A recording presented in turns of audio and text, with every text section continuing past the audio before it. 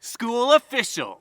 School and district leaders sometimes get concerned about who in the school community is allowed to know what. For example, they'll ask if a student's teacher is allowed to know student health information. Or how are they supposed to handle classroom volunteers? Does it make a difference if the volunteer is a student? What if it's someone off-site, like a website, but they're providing an educational service? For these kinds of questions, FERPA is more flexible than you might think.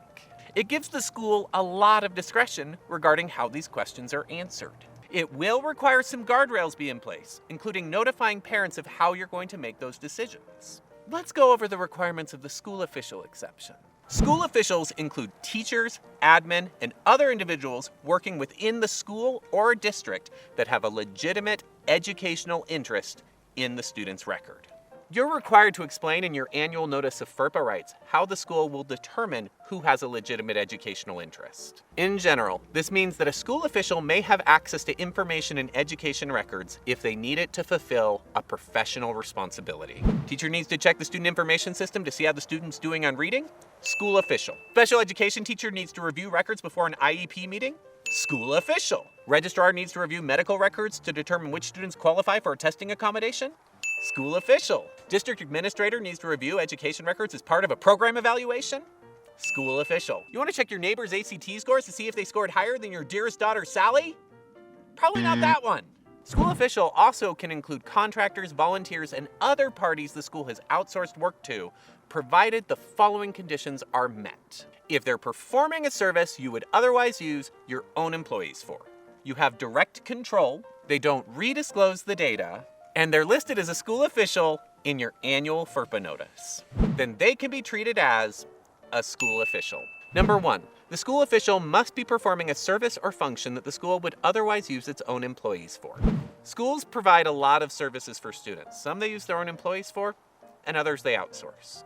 If you think about it, this ties back to the idea of legitimate educational interest. But if it's for like a commercial purpose, say you're gonna give all the contact information of students that got good grades to a local travel agency so that they can get away today or tomorrow to Disney World, it probably doesn't meet the exception. Regardless of who is performing the service, you need to ensure that it is a service the school would ordinarily provide. Number 2, you must maintain direct control over the use and maintenance of the education records. Since there are so many different kinds of school officials, direct control is going to look a little different for each of them. The most likely, it's going to look like some sort of training or onboarding that will let them know what they're allowed to do. Or it'll be a contract or written agreement that specifies what is permitted. Number 3, the school official may not redisclose information derived from education records with any other individuals or groups, unless it follows another FERPA exception or you obtain parental consent. In short, you make the rules for what they can do with the data, not the other way around. Number 4, you have to explain who will be considered an outsourced school official in your annual notice of FERPA rights. In practice, this will look like a list of groups of individuals that you will share records with, such as contractors, auditors, medical consultants, and so on. Part of this will also be to make clear who at the school or district is authorized to designate someone as a school official. For example, are teachers authorized to share student information with apps or websites without telling anyone? Are they going to check that all 4 of those criteria are met? Or would it make sense to have a workflow where the app is approved by a principal, IT director, or other administrator?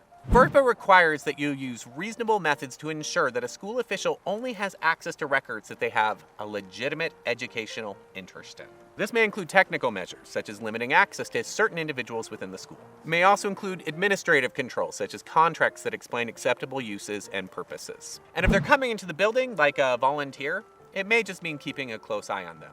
I saw that, Janet. Come on. So remember, if they're performing a service that you would otherwise use your own employees for, you maintain direct control. They don't redisclose the data and you've properly notified parents, then they're a school official.